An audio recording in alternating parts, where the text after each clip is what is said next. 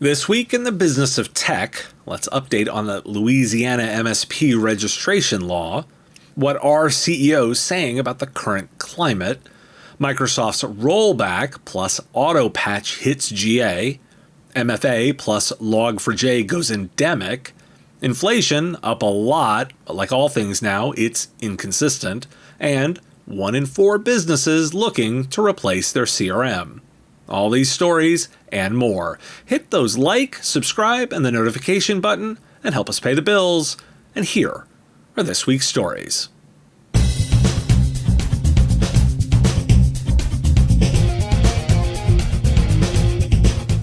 Kicking things off with an update on a story, courtesy of State Scoop.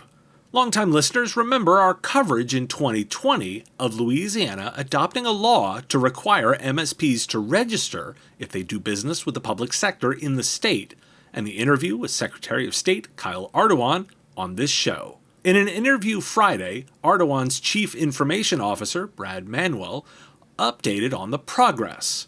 Quote, "We saw a need for knowing who the players are in the MSP field in relation to our government entities," Manuel said in an interview Friday at the National Association of Secretaries of State Conference in Baton Rouge. "Now we know who is providing services, and we utilize that." Manuel declined to say how many MSPs have registered, but noted they range in size from multinational corporations to mom-and-pop businesses. He said service providers have been responsive to the new rules, including the requirement to report a breach within 24 hours. On a state level, Virginia had a new law take effect recently that has a similar clause. It requires the Commonwealth's agencies and local governments to report cybersecurity incidents within 24 hours of detection. Why do we care? A press tour for the law among other secretaries of state. This is a victory lap, but more importantly, the promotion of the policy to other states.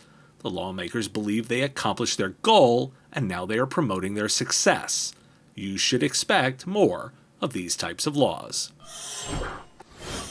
We're also due for a legislation roundup.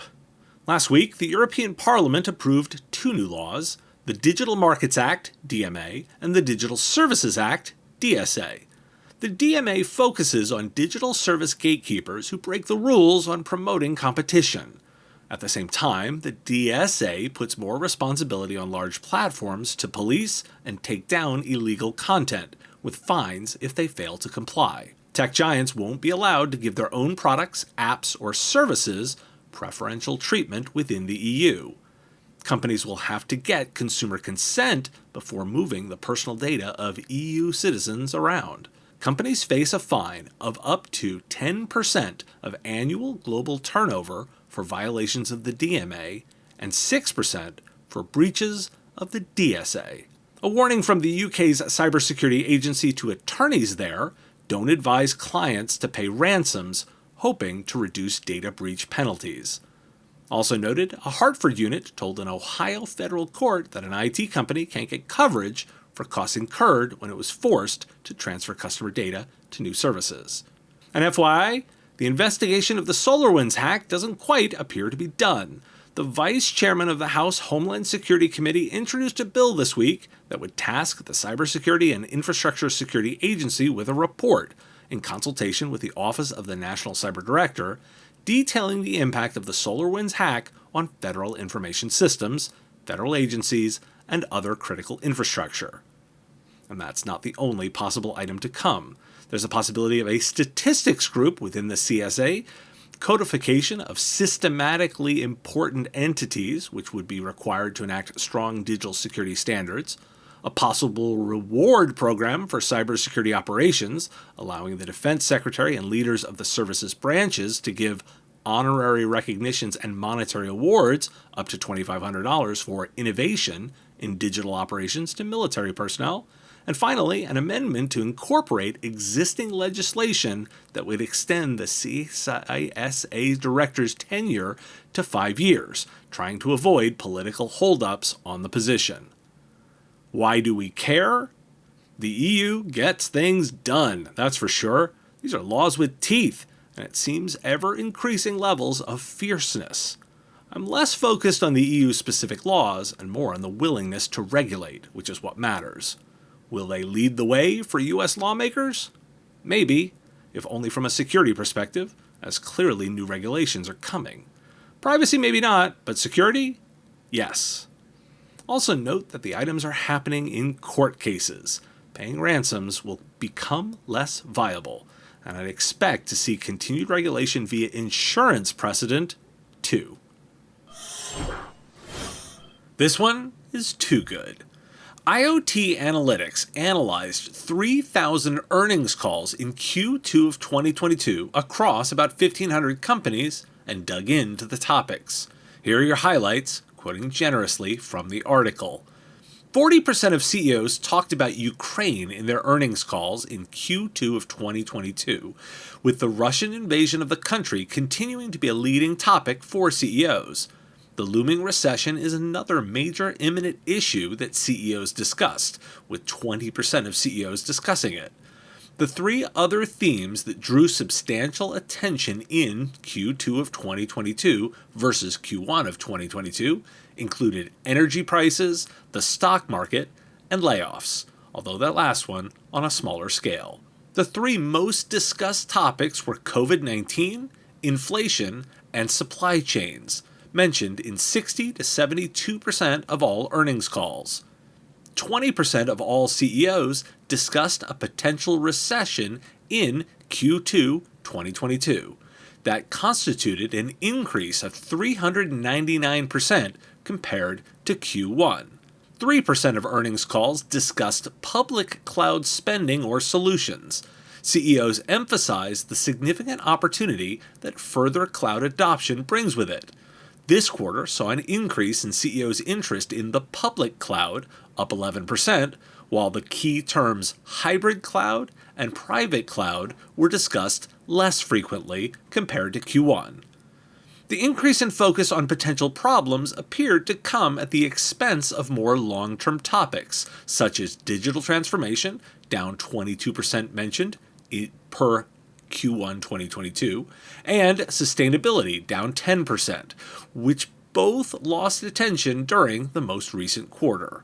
Also of note, early data from IDC indicates a 15% decline in PC shipments compared to last year. Gartner's data expects a 9.5% decline in 2022. The U.S. government released the latest jobs data. The economy added 372,000 jobs last month, and unemployment was 3.6%, close to the lowest in half a century. Digging into the jobs data, professional and business services are looking like boom times, adding 74,000 jobs in June. Markets also looking good, manufacturing and leisure and hospitality. I'll pair that with another piece of data. Salaries in tech professions have risen 6.9% in the past year, with some positions, including web developer, technical support engineer, and database administrator and data analyst, leading the pack with double-digit growth, according to a survey by IT career marketplace Dice. Dice noted that this is the largest percentage increase of any year in the history of the study. Postings for open tech positions were up 62% from June of last year, according to CompTIA's June 2021 jobs report. Why do we care? I have an upcoming appearance on Todd Kane's Evolved Radio podcast, and in the recording, we talked about the weird state of the economy right now. Despite the gloomy feelings, there are a lot of bright spots out there. It's weird because of the inconsistency. Note that we're talking about looming recession, not current one. My takeaway was this: CEOs are worried about tough times ahead, and so are leaning into managing the business more than long-term planning. Survive versus invest. It's sound advice.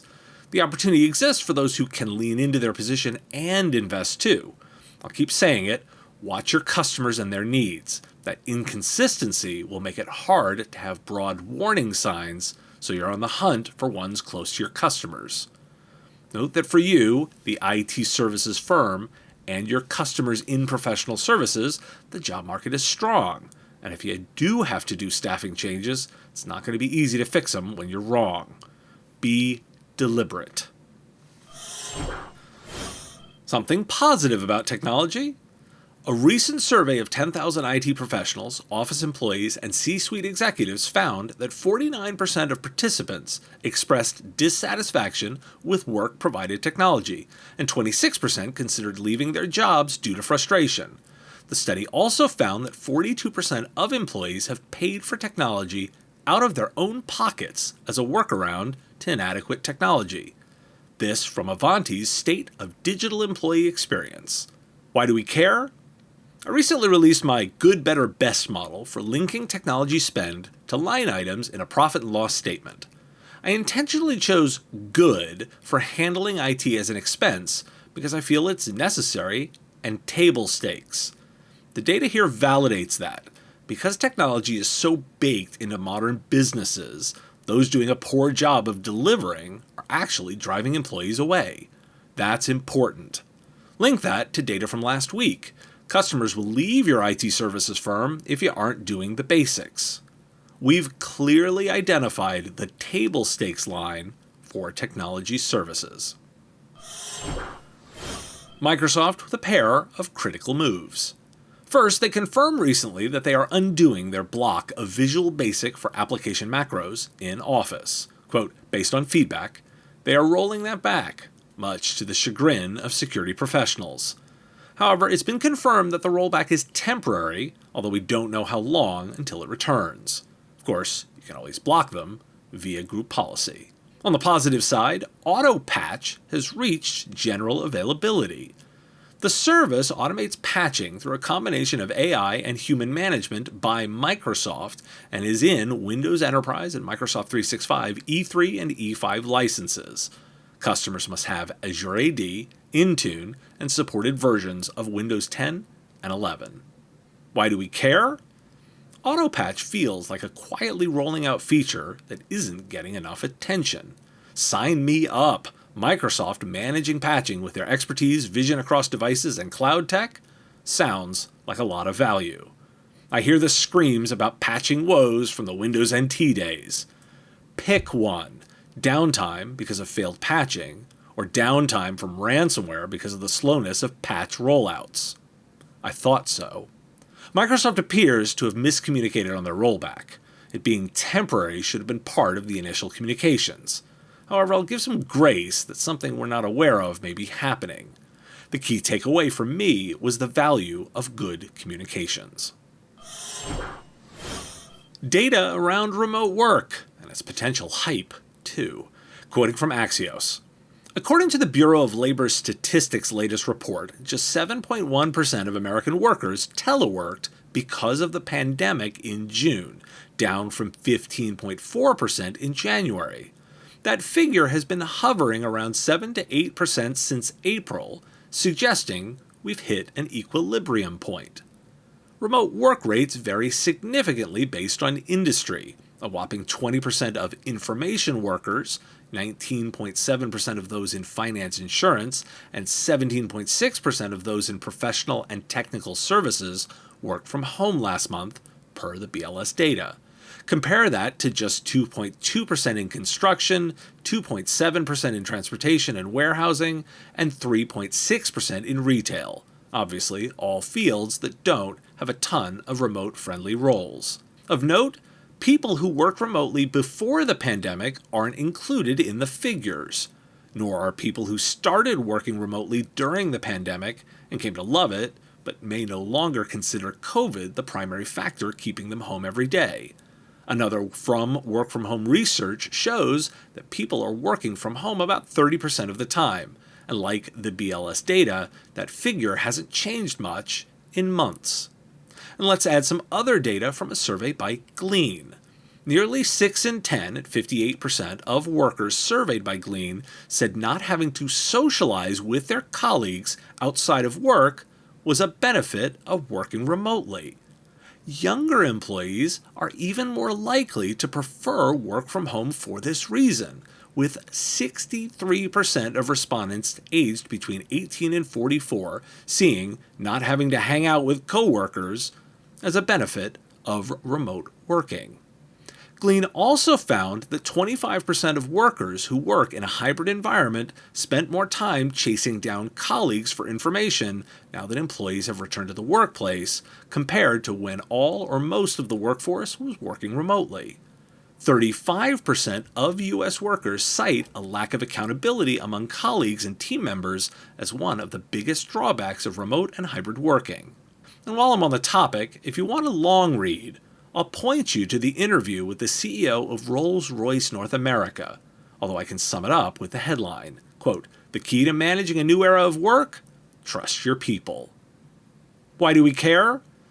My general working thesis has been that those who push for back to the office are generally poor managers. That becomes pretty clear from interviews with leaders embracing the change and the data we see in surveys. I was a bit surprised to see young people push back on socializing at the office. Although to be clear, it's the outside of work socializing rather than in work. It's not as much of a perk as many managers may believe. It's called work for a reason. I do think we're settling in and finding a balance. Pushing further by inadequate managers just isn't going to do it. Note the other insight. Work from home is different in different markets. In our quest for an answer to what's going on with the economy, don't lose the subtle nature of varying market conditions for various industries. PCMatic, endpoint security built on a zero-trust default deny foundation. Finally, a lightweight, simple to deploy, and easy to manage approach to application allow listing. It's the perfect complement to your current security stack. No minimums and no annual contracts. Find out more by visiting PCMatic.com/MSP today. So, Accenture has released its Technology Vision 2022. Let's look at their 5 forces that shape how companies invest in technology. Here we go. Quote, "First, total enterprise reinvention. The research believes most companies are only at 20 to 30% through their digital transformation initiatives. The next 70 to 80% of digital transformation will take the next decade. This is not about technology only, but it incorporates the transformation of the enterprise, including its business model, which is how an organization makes money. Second, talent. The market for technology and specialized skills will not change. The specialized talent will be a precious commodity through the next decade. Talent creators will do better. Third, sustainability. Only 6% of companies have linked their sustainability and technology strategies together. This is a massive mistake. Technology is not just a measuring tool for sustainability. Technology is the answer to sustainability problems, so the strategies must be linked together. Fourth, the metaverse. The 2022 Accenture Technology Vision Report, titled "Meet Me in the Metaverse," highlights the metaverse continuum. The metaverse will reshape the enterprise. Metaverse development will create use cases unimaginable today. Accenture in 2022 will onboard 150,000 employees in their metaverse. Fifth, ongoing tech revolution. IT and digital will infuse the sciences into how companies will transform in the future. The revolution will include the combined use of edge computing, AI, cloud computing, blockchain, Web3, the Internet of Things, and immersive technologies like augmented and virtual realities. Why do we care? I disagree on the metaverse, but hey, you do you, so I present the whole thing for you to make those calls. I think most providers should focus on those categories of enterprise reinvention and tech revolution. Right now, it's that work in reinvention / digital transformation / call it modern work. If you're in the business of helping customers transform the way they make money, well, there's no better business than that. Some security stats. Here we go. Worldwide, just 46% of small and mid-sized enterprises have implemented recommended multi-factor authentication technology, and only 13% mandate its use for employee account or application use. That's from the Cyber Readiness Institute. What's worse, 55% of small businesses said they were not very aware of MFA, 47% said they didn't understand or see its value, and 60% had never even discussed it with their employees. Microsoft has warned about a large-scale phishing attack that has hit over 10,000 organizations since September 2021. They're also finding ways around MFA, using a man-in-the-middle attack. Of note, physical security keys help, which has been highlighted not to dissuade the use of MFA, but to educate users on learning about scams. There's a new ransomware strain out there, Bumblebee. Already linked to several operations, it provides the attackers with a backdoor onto the PC, enabling them to take control of operations and run commands. From here, the attackers run Cobalt Strike on the system for further control and the ability to gather more information from the machine that can be used to coordinate the attack. After this, Bumblebee drops the Quantum ransomware payload, encrypting files on the victim's machine. How'd they get it? It was coming in via phishing emails. Finally, let's note the first report coming out of the new Cyber Safety Review Board. While considerable efforts went into resolving Log4j, the report calls the issue an endemic vulnerability, meaning unpatched versions of the omnipresent software library will remain in systems for the next decade, if not longer. The same group also indicates they've said that all they plan to say on the incident referred to as SolarWinds. Why do we care? Is it a huge opportunity, or has the industry failed on security? Yes, yes, yes, and yes. Seems to be the theme of the day. Log4j, colossal effort, and it's still going to be endemic. MFA, so much more effort to go. Phishing, so much more effort. I don't have any magic answer here. Maybe, just maybe, listeners will come up with another approach that differentiates. If doing the same thing over and over again and expecting different results is the definition of insanity, there's gotta be a space here for doing something different. So, inflation. With data released Wednesday, we get a sense of where we're at, and it's not great. The June inflation data is out, and it's a 40-year high, 9.1% higher in June than a year ago, and 1.3% higher than in May. That's broad increases in food, energy, and housing. Energy in particular was up 7.5% compared to May. And per the Washington Post, economists now expect the Fed to raise interest rates by another 0.75 percentage point later this month.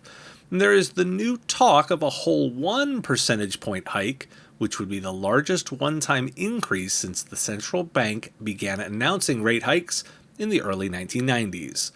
Of course, some data says it may be slowing. According to the Personal Consumption Expenditures Price Index, which takes core inflation and strips out volatile food and energy prices that have decelerated for 3 straight months. Month-over-month price growth is also down from the levels seen earlier in the year. And a piece in Computer Weekly titled Gartner Software Sales Defy Economic Outlook highlights a Gartner prediction of an increase of 3% in IT spending in 2022. Why do we care? I'm going to keep calling this weird. Best word I've figured out yet. Rising energy costs will be the lead for businesses, and that impact will vary across industries.